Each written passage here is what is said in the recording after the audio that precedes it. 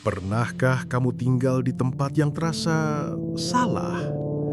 Kompleks ini punya semua hal yang terlihat normal. Rumah-rumah rapi, tetangga ramah, dan taman kecil yang tenang. Tapi di antara deretan rumah bernomor berurutan, ada satu celah. Nomor 13 tidak pernah ada. Atau setidaknya tidak bagi orang yang masih hidup. Di suatu pagi yang diselimuti kabut tipis, sebuah truk kecil berhenti di depan rumah baru di sebuah kompleks perumahan yang tenang. Suara roda troli besi berdecit pelan ketika beberapa kotak diturunkan dari bak belakang. Tidak ada sambutan hangat, tidak ada tetangga yang menengok atau sekedar menyapa. Hanya suara burung yang terlalu nyaring untuk pagi sesepi itu.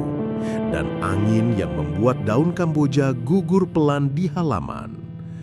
Kompleks perumahan ini tampak seperti tempat peristirahatan terakhir bagi mereka yang ingin menghindari hiruk-pikuk dunia. Jalan kecilnya tertata rapi, rumah-rumah berdiri simetris dengan pagar seragam dan cat yang mulai memudar. Tapi ada satu kejanggalan kecil yang mungkin luput dari perhatian. Tidak ada rumah bernomor 13. Di antara rumah nomor 12 dan 14, hanya ada sebuah taman kecil. Rumputnya terlalu hijau untuk alami, bangkunya terbuat dari besi tua yang dicat ulang agar tampak baru. Di siang hari, taman itu terlihat biasa saja. Tapi saat malam menjelang, sesuatu di tempat itu terasa salah. Pemuda yang baru pindah ke kompleks itu bernama Arman. Usianya 28 tahun. Seorang pria biasa dengan gaya hidup sederhana. Dia bukan tipe yang suka bertanya-tanya terlalu dalam. Tapi bahkan orang sependiam Arman pun tak bisa mengabaikan rasa aneh yang perlahan merayap dalam pikirannya. Rumah barunya bernomor 12A, persis di samping taman itu. Hari-hari awalnya dihabiskan dengan membongkar kardus dan menata barang-barang. Arman bekerja dari rumah sebagai ilustrator lepas, jadi dia tak punya banyak alasan untuk keluar. Tapi setiap kali ia berdiri di jendela, pandangannya selalu tertuju ke taman kecil itu. Sesekali ia merasa melihat bayangan seseorang duduk di bangku taman, tapi ketika ia menoleh lebih lama, kosong. Hanya daun Kamboja yang beterbangan tertiup angin. Malam pertama di rumah baru itu berjalan biasa. Tapi malam kedua, ada suara. Ketika Arman sedang menyeduh kopi di dapur sekitar pukul 2 dini hari, ia mendengar sesuatu dari arah luar jendela. Langkah kaki di atas rumput, perlahan, teratur, seperti seseorang sedang berjalan berputar di taman kecil itu. Ia mematikan lampu dapur, menyingkap tirai perlahan, dan mencoba mengintip keluar. Tapi taman itu gelap. Lampu taman tidak menyala malam itu, dan kabut tipis mulai turun. Tidak ada apa-apa. Tapi keesokan harinya, ia menemukan jejak kaki berlumpur yang samar di depan gerbang rumahnya. Seolah seseorang berdiri diam cukup lama di sana, mengamati. Di hari ketiga, Arman mencoba berkenalan dengan beberapa tetangga. Tapi reaksi mereka aneh. Buati, wanita paruh badan dari rumah nomor 12, menyambutnya dengan senyum yang terlalu dipaksakan. Ketika Arman bertanya soal taman di samping rumahnya, senyum itu langsung memudar. Taman itu sudah lama di situ, jawab Buati pelan. Gak banyak yang main ke sana. Sunyi ya, biarin aja. Emang dulu gak ada rumah nomor 13? Buati hanya menatapnya beberapa detik, lalu buru-buru pamit, wajahnya mendadak pucat. Sore hari itu, Arman melihat Pak Surya, satpam kompleks yang sudah berumur, berdiri diam tak jauh dari taman. Pria tua itu tidak mengawasi gerbang seperti biasa, tapi berdiri di sisi taman sambil mengamati bangku kosong. Arman mendekatinya dan bertanya hal yang sama. Pak, dulu di situ emang taman, nggak pernah ada rumah? Pak Surya tidak menjawab. Ia hanya menyipitkan mata dan menjawab lirih. Kalau Mas sering dengar suara, biarkan saja.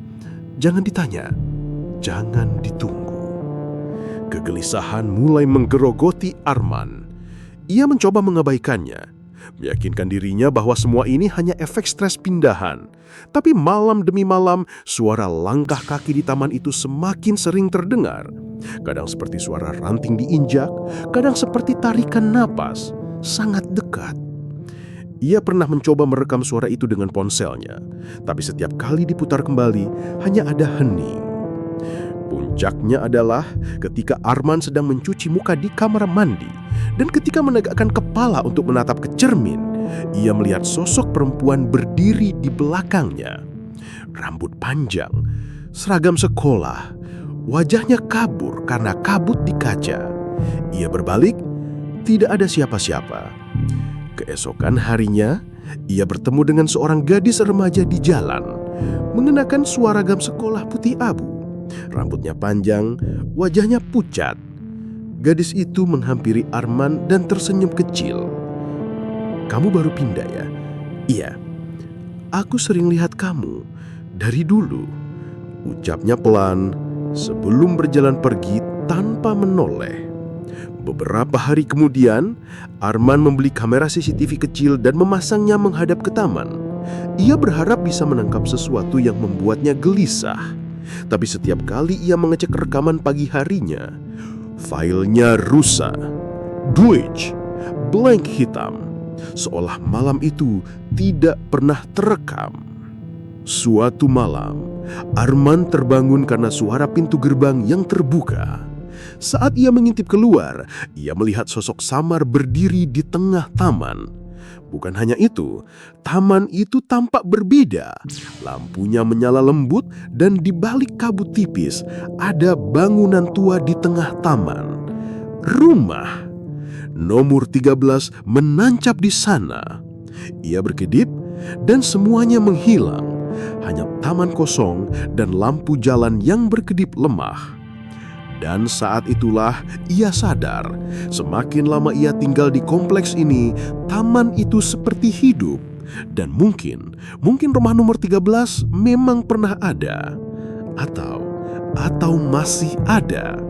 Tapi tidak untuk semua orang. Hayo penjaga Sandikala, kalau cerita ini mulai membuat bulu kudukmu berdiri, jangan lupa beri like sebagai tanda kamu masih bersama kami di tengah kegelapan ini. Klik subscribe dan aktifkan loncengnya, karena malam belum selesai dan misteri baru saja memulai. Tinggalkan jejakmu di komentar, kami membaca semuanya. Sejak malam itu, tidur menjadi kemewahan yang tak bisa dinikmati Arman. Setiap kali memejamkan mata, bayangan rumah bernomor 13 muncul dalam bentuk mimpi yang terputus-putus. Cat merah tua yang mengelupas, jendela berdebu, dan suara musik klasik samar dari dalam rumah. Tapi anehnya, setiap kali Arman terbangun, ia merasa lebih lelah daripada saat tidur. Pagi itu, ia mendatangi Bu Wati yang sedang menyiram tanaman. Wanita paruh-baya itu terlihat ragu saat melihat Arman mendekat, tapi tetap tersenyum tipis. "Bu, saya mau tanya lagi soal taman itu," kata Arman. Bu Wati menghentikan aktivitasnya. Pandangannya menunduk. "Mas Arman, mimpi buruk ya?" tanyanya pelan. Arman mengangguk. "Saya merasa ada yang gak beres. Saya lihat rumah di situ, Bu. Malam-malam ada suara juga."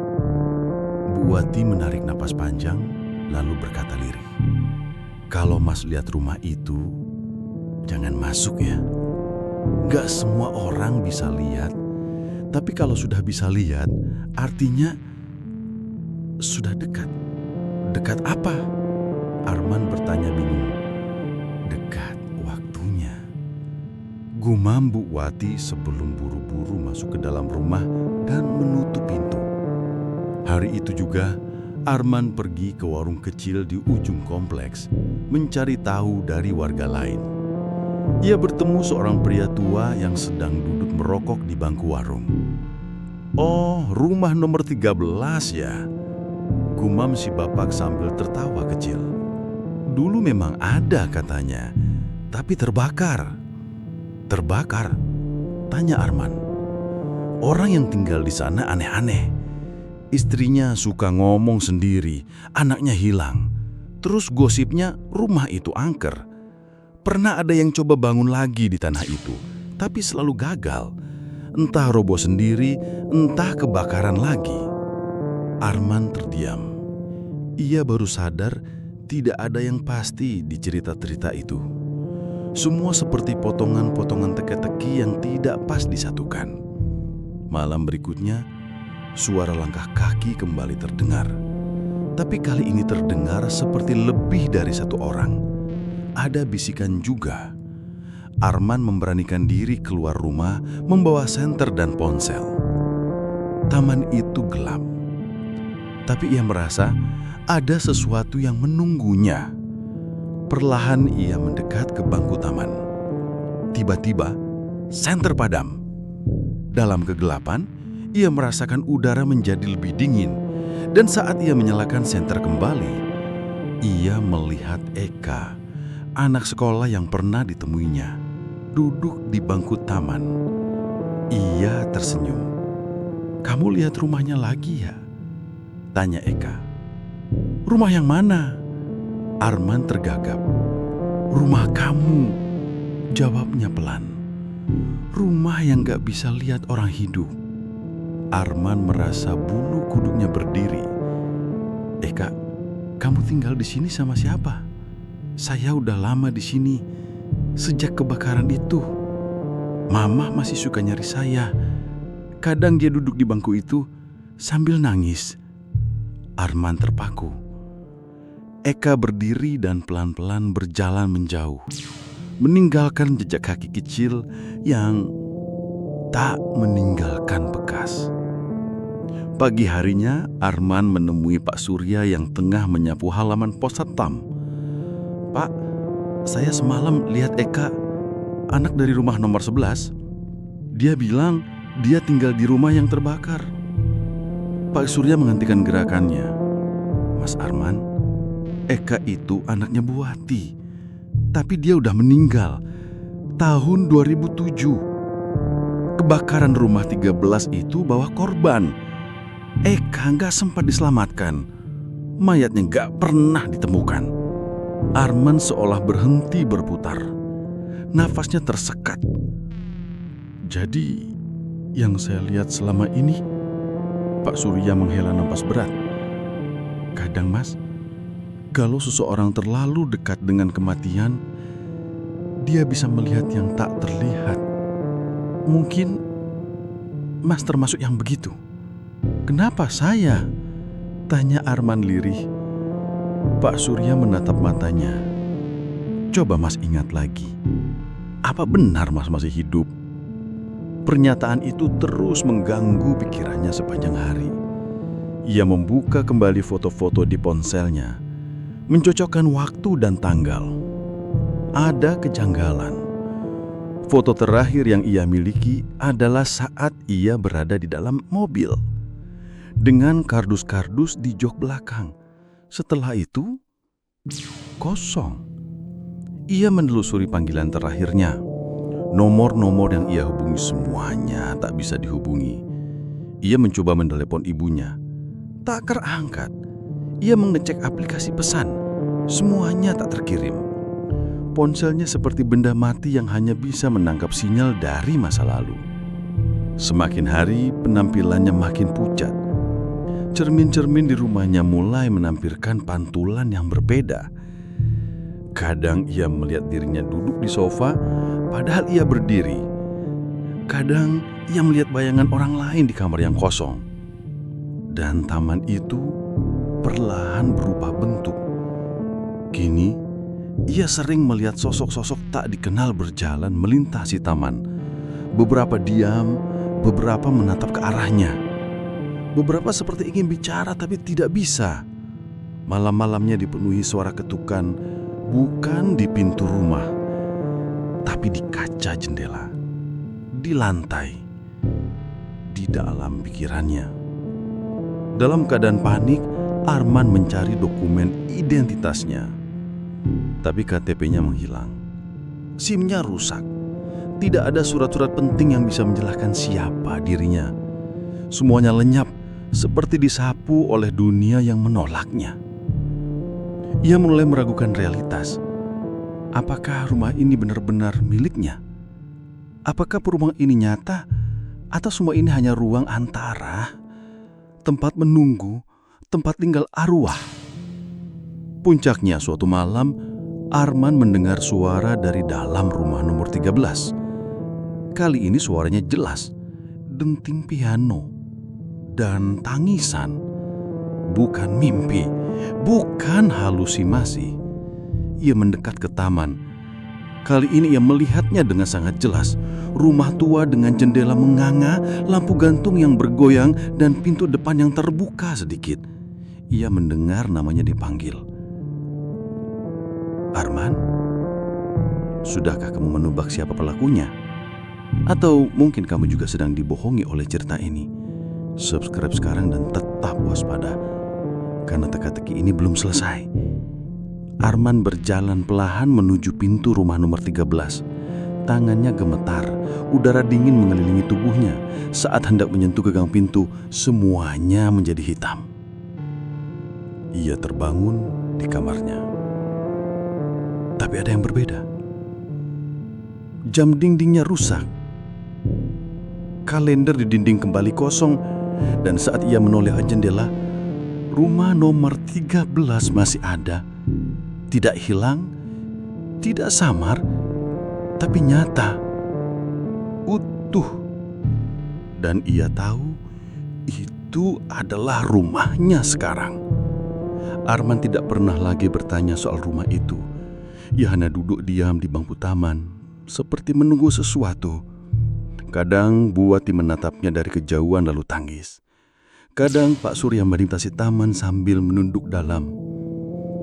Dan Eka, ia muncul sesekali, berdiri di jendela rumah 13, menatap, menunggu. Sementara Arman perlahan menerima bahwa ia bukan bahagian dari dunia ini lagi. Tapi belum juga pergi, masih ada sesuatu yang belum selesai. Dan perumahan itu, dengan semua keheningannya, adalah tempat mereka yang terjebak di antara hidup dan mati. Tempat roh-roh yang belum berdamai. Tempat yang orang sebut taman kosong. Padahal itu adalah rumah nomor 13. Malam itu, hujan turun deras. Angin menerpa daun-daun kamboja yang berserakan, dan kabut menggantung tebal di antara rumah-rumah kompleks. Arman berdiri mematung di depan taman, menatap rumah nomor 13 yang kini terlihat begitu jelas. Pintu depannya terbuka sedikit, menganga seperti mulut yang mengundang masuk. Tak ada suara langkah, tak ada suara burung, hanya hujan dan bunyi dentingan piano yang familiar, lembut, sedih. Arman melangkah ke depan. Setiap langkahnya terasa berat. Jalan setapak menuju rumah itu tidak lagi berupa rumput, melainkan batu-batu tua yang lembab, seolah tak pernah diinjak manusia selama bertahun-tahun. Jendela rumah 13 terbuka. Gorden koyak bergoyang tertiup angin. Ia mengulurkan tangan ke gagang pintu. Dingin. Saat ia mendorongnya, pintu terbuka tanpa suara. Interior rumah itu seperti dihentikan waktu. Debu tebal menutupi meja, rak buku, dan lampu gantung yang berayun pelan. Di dinding ruang tamu tergantung figura-figura foto berbingkai kayu. Dan di salah satunya, Arman melihat dirinya sendiri. Potret dirinya sedang duduk di dalam mobil, mengenakan baju yang sama dengan saat ia pindahan. Di bawah foto itu tertulis, Arman Saputra, 1995-2023. Jantung Arman berdegup begitu kencang hingga ia nyaris tak bisa bernafas. Ia menatap sekeliling ruangan dan melihat lebih banyak foto. Foto Eka kecil di ayunan taman, foto Bu Wati memeluk kenak perempuannya, dan foto-foto lain yang tak ia kenali. Semua dengan tanggal kematian. "Ini rumah mereka?" bisik Arman. Seketika ruangan itu berubah. Lampu menyala sendiri. Dinding-dindingnya tampak lebih hidup, berwarna terang, hangat. Arman melihat dirinya sendiri berdiri di ruang itu, tapi bukan dirinya saat ini. Ia melihat versi dirinya di masa lalu, tengah membawa kardus ke dalam rumah sambil tersenyum. Tapi senyum itu berubah jadi panik. Ia melihat bayangan kecelakaan. Ban mobil meledak, mobil terguling masuk jurang, suara kaca pecah, darah. Ia melihat tubuhnya sendiri tergeletak, dikelilingi kabut dan lampu polisi. Suara langkah kaki membuyarkan visinya. Ia berbalik. Eka berdiri di ambang pintu. Rambutnya kering, seragamnya putih bersih. Tidak ada bekas luka atau jejak kematian. "Kamu sudah lihat semuanya," kata Eka tenang. "Kamu mati di hari kamu pindahan." "Aku tidak ingat." "Karena kamu belum siap. Tapi kamu tetap datang ke sini, ke rumah ini. Rumah yang hanya bisa dilihat oleh kita." "Jadi semua ini, taman itu, rumah ini, semuanya..." "Ini bukan dunia orang hidup. Ini tempat tunggu. Beberapa dari kami tetap tinggal. Beberapa tidak sadar mereka sudah pergi. Dan aku, kamu belum memilih." Di ruang tengah rumah itu terdapat cermin besar yang tertutup kain putih. Arman berjalan mendekat, perlahan membuka kainnya. Di baliknya bukan pantulan, melainkan koridor panjang yang tak berujung, berisi pintu-pintu tua di kanan kiri. "Disinilah ruh-ruh tinggal." Suara Pak Surya terdengar dari belakang. Ia berdiri di pojok ruangan, mengenakan seragam satpam lamanya. "Pak Surya, aku sudah pernah ke sini. Waktu dulu aku kena serangan jantung. Berhenti detak selama 11 menit. Lalu kembali." Kenapa saya bisa ke sini?" "Karena kamu belum tahu kamu mati, tapi juga belum tahu kamu hidup. Jiwamu tersangkut." Arman menutup mata. Potongan-potongan memori sekarang berdatangan. Wajah ibunya menangis di pemakaman. Berita online tentang kecelakaan di tikungan hutan, dan satu panggilan tak terjawab di ponselnya yang tak pernah bisa ia balas. Ia membuka mata. Air matanya menetes. "Aku sudah mati," bisiknya. Eka mengangguk. "Tapi belum terlambat memilih. Kalau kamu ingin pergi, rumah ini akan membiarkan kamu." Arman berjalan ke pintu rumah nomor 13, tapi kali ini ia menoleh ke belakang. Di sana di luar taman, ia melihat kompleks yang selama ini ia tinggali. Mulai mengabur, rumah-rumah berubah menjadi siluet, jalan setapak lenyap ke dalam kabut. Hanya rumah nomor 13 yang tetap nyata. Ia menatap Eka dan Pak Surya. "Kalau aku pergi, kalian akan tetap di sini?" Eka menyenyum. "Kami sudah memilih, tapi sebelum kamu pergi, ada satu hal yang harus kamu lihat." Mereka mengantarkannya ke lantai 2 rumah nomor 13. Di ujung lorong sempit yang dipenuhi lukisan-lukisan kabur, terdapat sebuah kamar dengan dinding putih dan jendela terbuka. Di dalamnya ada kursi kayu dan sebuah layar TV tua. TV itu menyala, menayangkan rekaman Arman di rumah 12A. Semua yang terjadi sejak ia mempindah terekam di layar itu.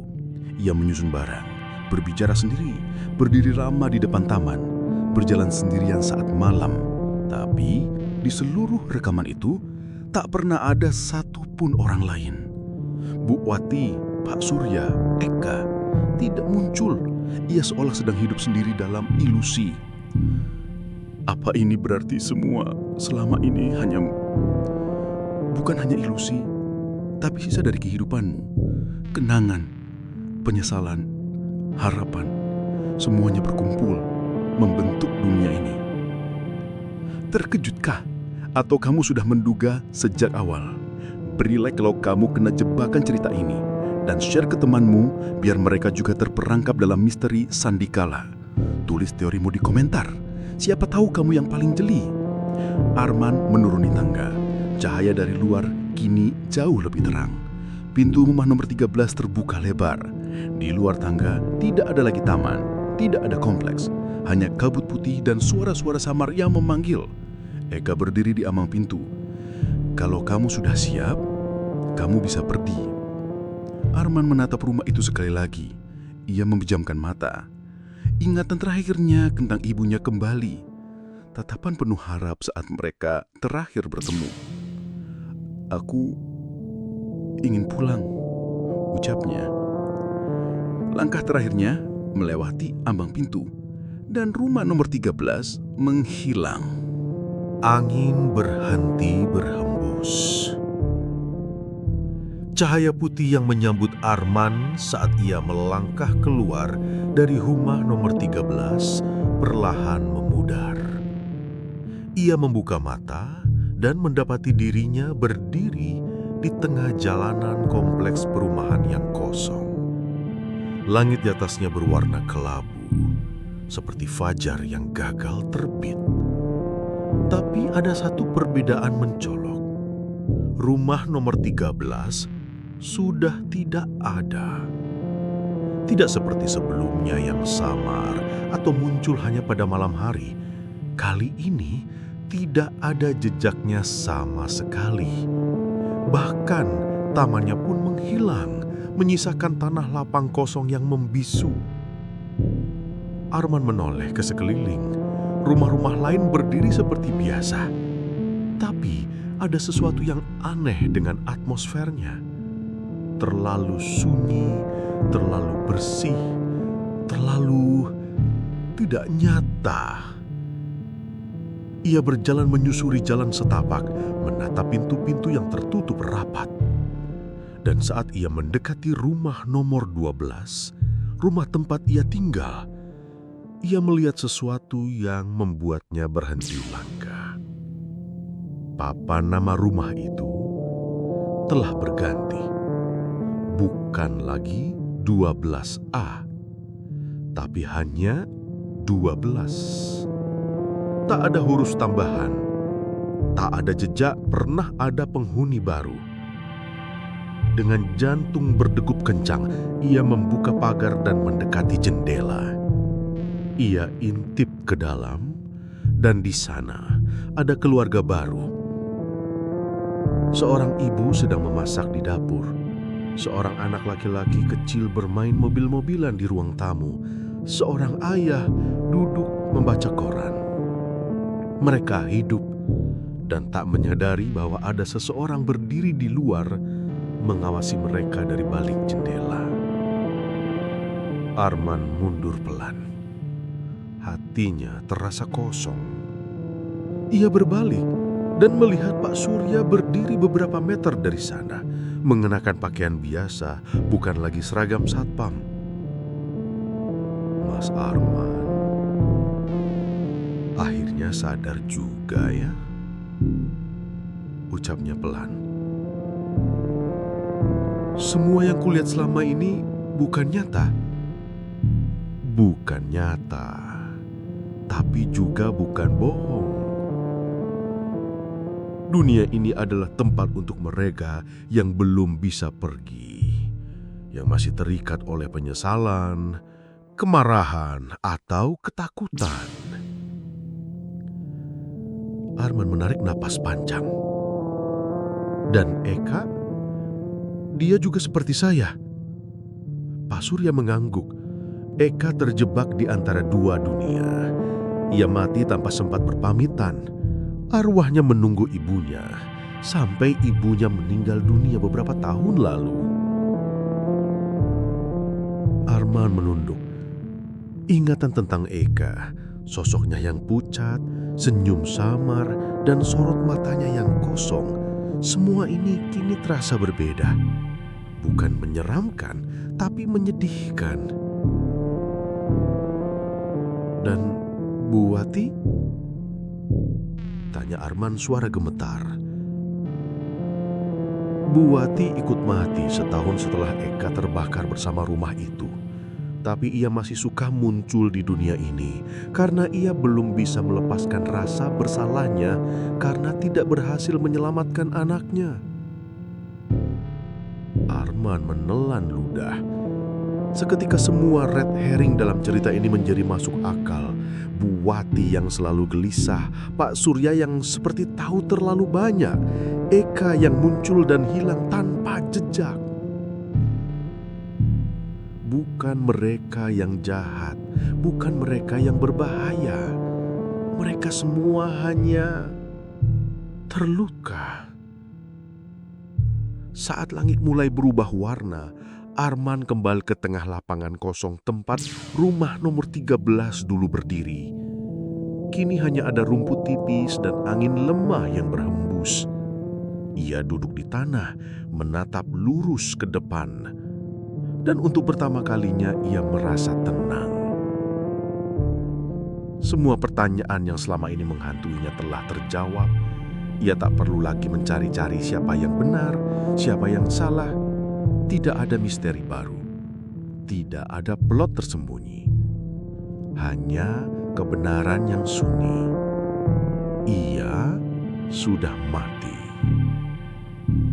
Dan yang selama ini ia lawan bukan makhluk halus atau kekuatan gaib, tapi dirinya sendiri. Penolakannya untuk menerima kematian, usahanya untuk terus merasa hidup, padahal jiwanya sudah berada di tempat lain. Beberapa waktu kemudian, waktu yang tidak bisa diukur dengan detik atau jam, Arman berdiri di gerbang kompleks. Ia merasa tubuhnya ringan, seperti kabut pagi yang perlahan naik ke langit. Di kejauhan, suara-suara samar terdengar. Tertawa anak kecil, ayunan berderit, musik piano. Ia menoleh dan melihat Eka berdiri di bawah pohon, mengenakan baju putih bersih. Di sampingnya, Bu Wati tersenyum tipis, memegang tangan putrinya. Mereka tidak berkata apa-apa, tapi Arman tahu mereka berterima kasih. Ia mengangguk pelan lalu berjalan menjauh. Selama ini penjaga Sandikala mungkin curiga bahwa Bu Wati adalah sosok antagonis karena sikapnya yang menutup-nutupi. Pak Surya menyimpan niat jahat karena tahu terlalu banyak. Eka adalah hantu jahat karena muncul mendadak dan bicara dengan kalimat ambigu. Tapi kenyataannya, Bu Wati adalah ibu yang tenggelam dalam rasa bersalah dan kehilangan, tidak sanggup melepaskan putrinya. Pak Surya adalah penjaga pintu antara dunia yang diam karena tahu tidak semua kebenaran bisa diterima sekaligus. Eka bukan hantu jahat, tapi anak yang terjebak dalam kesedihan dan kesunyian kematian. Tokoh utama yang kita ikuti sepanjang cerita adalah arwah. Ia tak sadar telah meninggal sejak awal cerita. Rumah nomor 13 adalah ruang transisi, sebuah metafora untuk tempat antara hidup dan mati, tempat bagi mereka yang belum siap melepaskan dunia. Saat Arman berjalan menjauh, kompleks perumahan perlahan menghilang. Rumah-rumah larut dalam kabut, langit menjadi lebih terang. Batas antara dunia yang satu dan yang lain akhirnya lenyap. Dan rumah nomor 13 untuk selamanya kembali tidak terlihat oleh mata manusia biasa. Kamu sempat menebak Bu Wati pelakunya atau mengira Eka adalah roh jahat? Bagikan kesalahan tebakanmu di komentar dan like kalau kamu merasa cerita ini berhasil menyesatkanmu dengan elegan. Tapi tenang, twist akhir belum datang. Jangan kemana-mana karena babak akhir masih menunggu. Hari terakhir itu datang bukan dalam bentuk waktu, tapi dalam perasaan. Arman merasa damai, seperti ada beban besar yang terangkat dari bahunya. Ia berjalan menyusuri lorong-lorong sunyi dalam kompleks perumahan yang kini tampak seperti lukisan. Terlalu sempurna, terlalu tenang. Ia tahu waktunya di sana akan segera berakhir. Tapi sebelum itu, ada sesuatu yang masih menggantung. Bukan urusan dunia, tapi urusan dirinya sendiri. Dan seperti yang telah berkali-kali terjadi dalam cerita ini, semuanya dimulai dari taman kosong. Sore itu, langit berwarna jingga keperakan. Arman kembali duduk di bangku taman. Tapi kali ini ia tidak sendiri. Di sebelahnya, seorang pria muda duduk diam. Wajahnya asing, namun entah kenapa, terasa sangat familiar. Pria itu menoleh dan tersenyum. "Arman Saputra ya?" katanya. Arman mengangguk pelan. "Aku Dio Laksono, supir trek yang kamu tabrak." Tubuh Arman menegang. "Aku tabrak kamu?" tanyanya lirih.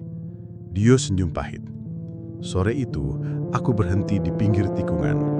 Lampu hazard sudah dinyalain, tapi mobil kamu ngebut. Kehilangan kendali, kita sama-sama jatuh ke jurang." Arman mulai menggemetar. Ingatannya tentang kecelakaan itu samar.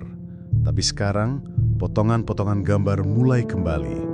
Setir yang tak terkendali. Wajah Dio yang terpampang sekilas di balik kaca depan.